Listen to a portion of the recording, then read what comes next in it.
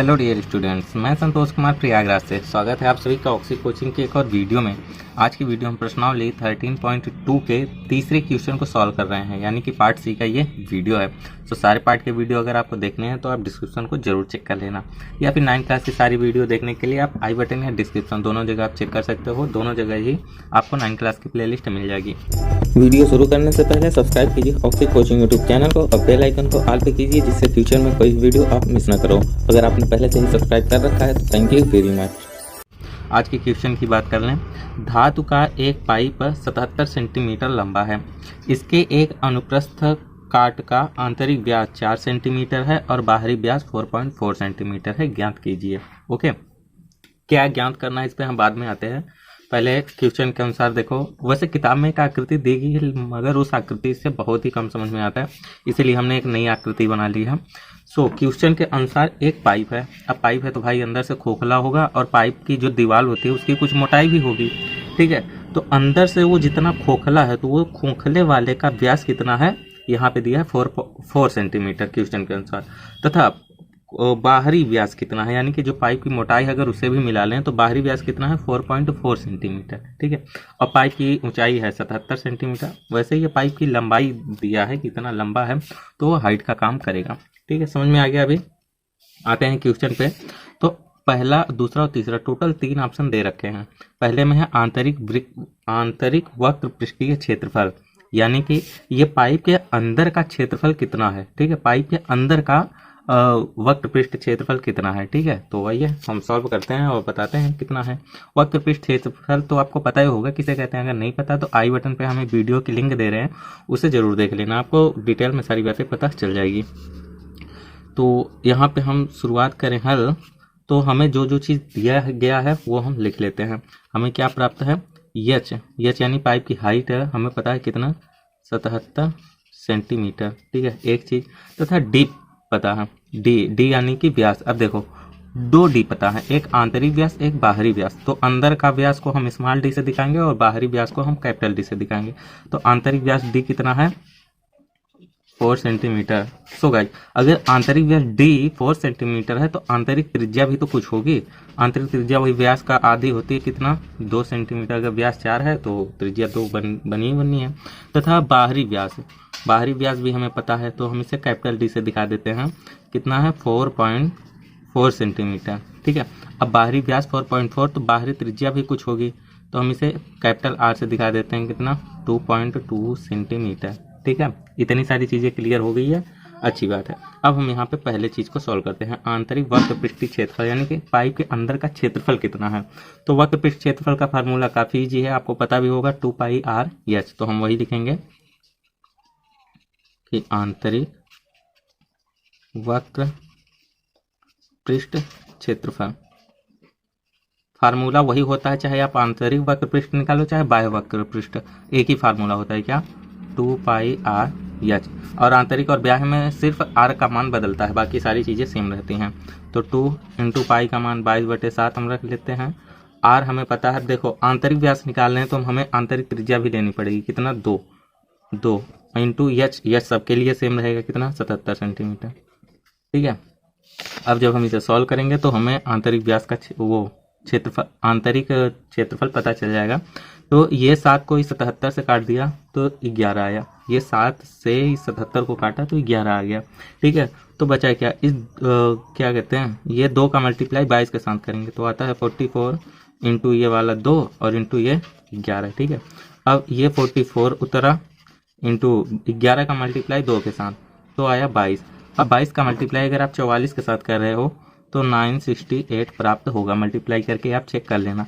तो यही चीज़ आंतरिक पाइप का क्षेत्रफल होगा, यानी आंतरिक वक्र पृष्ठ का क्षेत्रफल यही है, कितना 968 सेंटीमीटर स्क्वायर, ठीक है।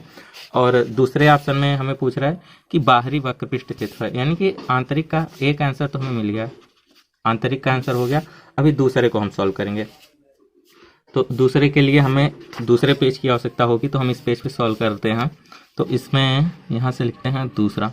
तो दूसरे के लिए बाहरी वक्र पृष्ठ क्षेत्रफल, और वक्र पृष्ठ क्षेत्रफल के लिए हमें फार्मूला बताया था कि सेम ही है, चाहे आंतरिक हो चाहे बाह्य हो। तो वही लगा देते हैं कि बाहरी वक्र पृष्ठ क्षेत्रफल 2 पाई आर एच, यानी कि 2 इंटू पाई का मान 22/7 इंटू आर। अब देखो बाहरी वक्र पृष्ठ निकाल रहे हैं तो हमें बाहरी त्रिज्या भी लेनी पड़ेगी, जो कि बाहरी त्रिज्या कितना है 2.2 सेंटीमीटर। 2.2 इंटू एच 77 सभी के लिए सेम है। फिर से इस 7 से इसी 77 को काट दिया तो 11 आया, और ये 22 का मल्टीप्लाई 2 के साथ करेंगे तो फिर से 44 इंटू ये 2.2 इस बार हमें मिला है, और ये 11। तीनों संख्याओं का जब हम मल्टीप्लाई कर रहे हैं तो हमें प्राप्त होगा 1064.8। यही हमें इसका क्षेत्रफल प्राप्त होगा, तो इसे हम सेंटीमीटर स्क्वायर लिख लेते हैं। यानी कि दूसरे ऑप्शन का भी उत्तर आपके सामने है। कितना है 1064.8 सेंटीमीटर स्क्वायर। लेकिन तीसरे में है कुल पृष्ठीय क्षेत्रफल, यानी कि अब तीसरा कुल पृष्ठीय क्षेत्रफल, यानी कि अब देखो आकृति से आप समझोगे, यानी कि अंदर का भी क्षेत्रफल प्लस बाहर का भी क्षेत्रफल, ठीक है। और प्लस में अब देखो पाइप की कुछ तो मोटाई होगी, ठीक है, कुछ तो मोटाई होगी। तो ये पाइप फिलहाल यहाँ से यहाँ तक मोटा है, हमने इसे पेंसिल से शेड भी कर दिया है। तो ये जो पाइप की जो मोटाई है तो यह एक प्रकार की रिंग बना रही है। रिंग से तो समझ ही रहे हो ना, अब रिंग बना रही है तो हमें इस रिंग का भी क्षेत्रफल निकालना होगा। फिलहाल एक रिंग यहाँ पे है और दूसरी रिंग नीचे है, क्योंकि पाइप है तो भाई दोनों तरफ उतनी ही बराबर रिंग रहेगी, ठीक है। तो हमें इस रिंग का क्षेत्रफल निकालना पड़ेगा। सो अभी हम आपको बताते हैं कि रिंग का क्षेत्रफल कैसे निकालेंगे। सो देखो रिंग कब बनता है, पहले एक वृत्त बना, ठीक है। हम इस वृत्त का क्षेत्रफल निकालेंगे, त्रिज्या कुछ भी हो, हम इसका फार्मूले से इसका क्षेत्रफल निकाल देंगे, क्या, पाई आर स्क्वायर, ठीक है। इसका अब इसके अंदर एक और वृत्त अगर हम काट के बाहर निकाल दें, ठीक है, यानी कि एक वृत्त कागज पे काट के हमने बाहर निकाल लिया, और उसके बाद एक अंदर एक और वृत्त छोटा सा, इसे भी काट के हमने बाहर निकाल लिया, तो इसकी त्रिज्या स्मॉल आर होगी और इस बड़े वाले वृत्त की त्रिज्या कैपिटल आर होगी, ठीक है।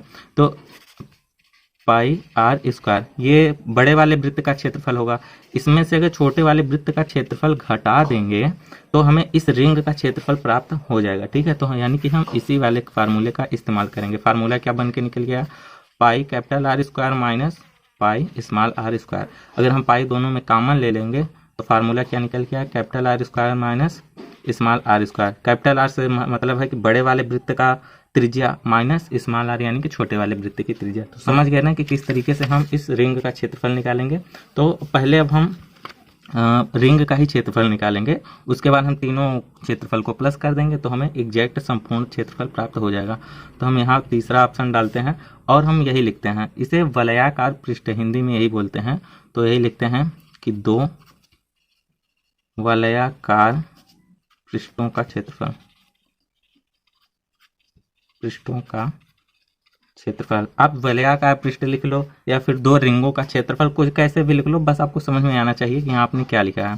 फार्मूला क्या निकल के आया, पाई ब्रैकेट में capital R square minus small r square, ये निकल गया। लेकिन देखो यहाँ पे 2 वलयाकार पृष्ठ हैं और ये फार्मूला कितने के लिए निकल गया था, सिर्फ एक रिंग के लिए। तो हम इसमें 2 का मल्टीप्लाई कर देंगे तो 2 रिंग के लिए फार्मूला निकल के आ जाएगा, ठीक है।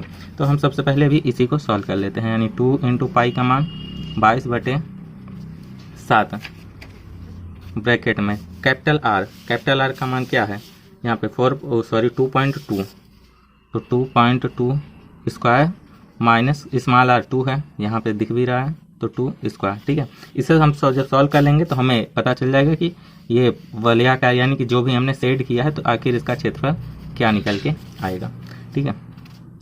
तो इसे हम जब सॉल्व करें 44/7 यानी 44/7 इंटू में इसका वर्ग करते हैं 2.2 का अगर स्क्वायर करेंगे तो 2.4 क्या आता है 4.84। 2.2 का अगर स्क्वायर करोगे 4.84 माइनस 2 का स्क्वायर करोगे तो 4 आया, ठीक है। ये 44/7 इधर रहने ही दो। अब 4.84 में से अगर 4 को घटाएंगे तो 0.84 यही तो बचेगा, ठीक है। अब 0.84 में इस 44/7 का अगर हम मल्टीप्लाई करेंगे, अब हम यहाँ पे थोड़ी सी मिस्टेक हो गई। देखो 44/7 का मल्टीप्लाई 0.84 के साथ करेंगे तो डायरेक्ट हम लिख रहे हैं 5.26, यही चीज़ निकल के आएगा। इसे हम सेंटीमीटर स्क्वायर लिख रहे हैं। हमने डायरेक्ट क्यों लिख लिया, क्योंकि यार ये छोटी सी मल्टीप्लाई है, तो मल्टीप्लाई तो आप कर ही लोगे। डायरेक्ट 5.26 सेंटीमीटर स्क्वायर क्या क्षेत्रफल निकल के आएगा, ये वलयाकार पृष्ठ, यानी कि कहें कि 2 रिंगों का क्षेत्रफल हमें पता चल गया। यानी कि फिलहाल इस आकृति से हमें 3 क्षेत्रफल पता चले, आंतरिक वक्र पृष्ठ, बाह्य वक्र पृष्ठ और ये दोनों रिंगों का क्षेत्रफल। अब हम जब तीनों को जोड़ देंगे तो हमें संपूर्ण पाइप का क्षेत्रफल प्राप्त हो जाएगा। तीसरे ऑप्शन में यही पूछ रहा था कि संपूर्ण पृष्ठीय क्षेत्रफल क्या है। ठीक है, तो हम तीनों को प्लस कर देते हैं। तो उसके लिए तो हमें एक और पेज की आवश्यकता होगी। तो यहाँ पे हम लिखते हैं कि अतः कुल पृष्ठीय क्षेत्रफल, कुल पृष्ठीय क्षेत्रफल का फार्मूला क्या था? आंतरिक वक्र पृष्ठ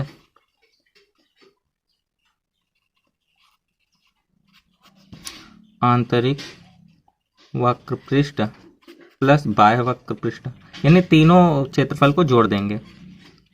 बाह्य वक्र पृष्ठ क्षेत्रफल नहीं लिख रहे हैं, क्षेत्रफल आप समझ जाना कि आंतरिक वक्र पृष्ठ क्षेत्रफल, बाह्य वक्र पृष्ठ क्षेत्रफल प्लस 2 वलयाकार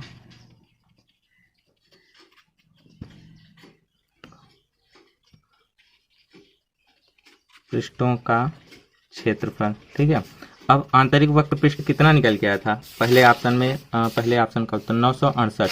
ठीक है, 968। तो इसे में हम आंतरिक में लिख लेते हैं 968 प्लस बाह्य वक्र पृष्ठ कितना निकल के आया था? 1064.8। ठीक है, तो 1064.8 प्लस और 2 वलयाकार पृष्ठ जो भी हम निकाले तो 5.26, तो 5.26।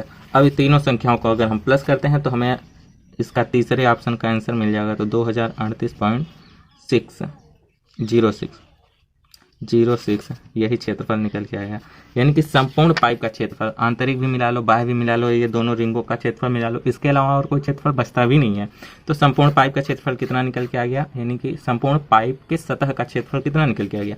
2038.06। यही इस क्वेश्चन तीसरे ऑप्शन का यही आंसर है। ठीक है, तो क्वेश्चन थोड़ा सा लॉन्ग जरूर बन गया है, लेकिन काफ़ी इजी से आपको समझाने की कोशिश की है। आई होप कि आप आसानी से समझ गए हो। कहीं पे भी समझ में नहीं आया तो कमेंट बॉक्स में ज़रूर बता देना, और या फिर अगर आपको सब जगह समझ में आ गया तो या वीडियो को लाइक करना तो बनता ही है ना आपका। सो चैनल को सब्सक्राइब भी कर सकते हो, या फिर अगर आपके पास कोई मैथ से संबंधित क्वेश्चन है तो टेलीग्राम पे ज्वाइन होकर बेशक पूछ सकते हो। ठीक है, तो बस इतना ही था आज की वीडियो में। इस वीडियो को समाप्त करते हैं। हमारी और आपकी मुलाकात नेक्स्ट वीडियो के साथ फिर से होगी। तब तक के लिए बाय बाय, टेक केयर, ख्याल रखना अपना, बाय बाय।